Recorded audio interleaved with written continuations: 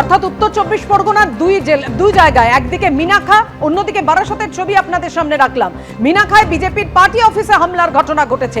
ঠিক কি ঘটেছে, কারা হামলা চালালো, বিজেপির নেতারা যাদের উপর হামলা চালানো হয়েছে বলে তৃণমূলের বিরুদ্ধে অভিযোগ, তারা এখন কোথায় রয়েছেন, কি অবস্থায় রয়েছেন জানাবেন আমাদের প্রতিনিধি সমীরণ পাল। সমীরণ,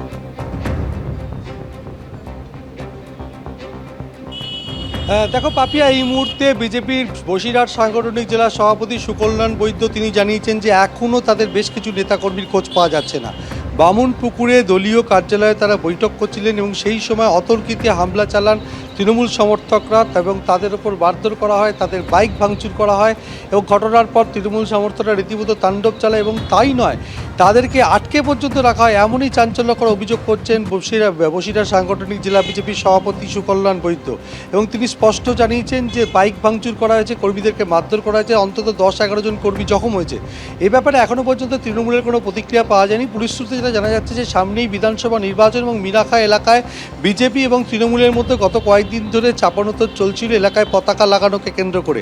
ঠিক বামুনপুকুরে দলীয় কার্যালয়ে আজকে যখন বিজেপি কর্মী নেতারা একটা বৈঠকে বসেছিল, সেই খবর পেয়ে তৃণমূল সমর্থকরা তাদের উপর চড়া হয়, তাদেরকে মারধর করেছে এবং পুলিশের পক্ষ থেকে জানানো হচ্ছে যে এখনও পর্যন্ত বিজেপির তরফ থেকে কোনো লিখিত অভিযোগ তারা পাননি।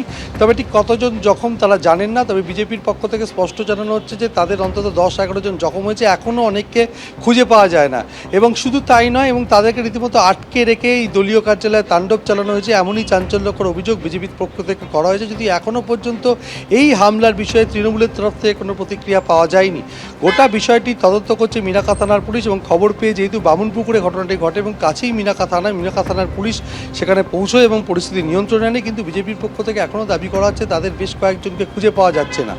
যেহেতু সামনে নির্বাচন, বিধানসভা এবং সেই কারণে মিনাখা এলাকায় বিজেপি তাদের সংগঠন মজবুত করছিল এবং বিজেপির পক্ষ থেকে স্পষ্ট অভিযোগ করা হচ্ছে যে যেহেতু তারা সংগঠন মজবুত করছিল, তারা বিভিন্ন জায়গায় দলীয় পতাকা লাগাচ্ছিল, সেটাকে কেন্দ্র করে বিভিন্ন জায়গায় তাদের সঙ্গে তৃণমূল সমর্থকদের একটা গণ্ডগোল শুরু হয় এবং তৃণমূলের পক্ষ থেকে হুমকি পর্যন্ত দেওয়া হয়। এবং আজকে যখন তারা দলীয় কার্যালয়ে বৈঠক করছিলেন, সেই সময় অতর্কিতে তৃণমূল সমর্থকরা এসে হামলা চালায় এবং তাদের বাইক ভাঙচুর করে এবং বিজেপি কর্মীদেরকে মারধর করে, এমনটাই বিজেপির পক্ষ থেকে স্পষ্টভাবে জানানো হচ্ছে।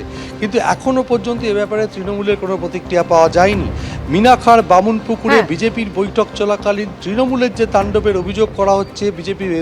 সমীরণ, তুমি আমাদের সঙ্গে থাকো। বিজেপির তরফ থেকে কি অভিযোগ করা হয়েছে দেখাবো আপনাদের। পার্টি অফিসে একটা মিটিং চলছিল, সেই মিটিং চলাকালীন তৃণমূলী হারমাদরা, স্থানীয় তৃণমূলী হারমাদ নেতা সাইফুদ্দিনের নেতৃত্বে সেই পার্টি অফিসে হামলা চালায় এবং আমাদের কর্মীদের প্রায় 30 থেকে 35টা বাইক ভাঙচুর করে।